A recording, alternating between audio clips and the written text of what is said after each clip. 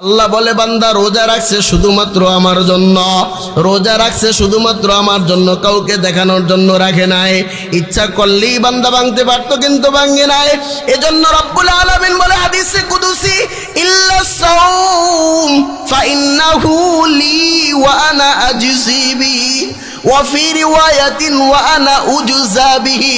রব্বুল আলামিন নিজে বলতেছে বান্দা বান্দিরা রোজা রাখছে আমার জন্য, অতএব যারা আমার জন্য রোজা রাখছে তাদের পুরস্কার আমি আল্লাহ নবীদের হাতে বায়া হয়ে দেব না, ফেরেশতাদের হাতে বায়া হয়ে দেব না।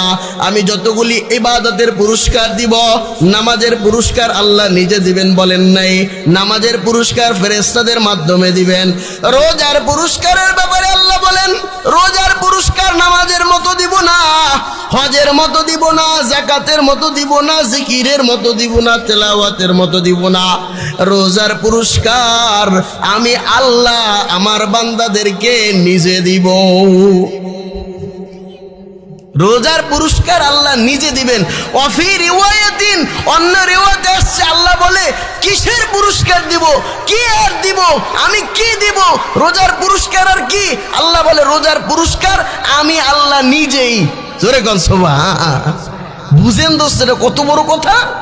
আল্লাহ বলে রোজার পুরস্কার আমি পুরস্কার, আমি পুরস্কার।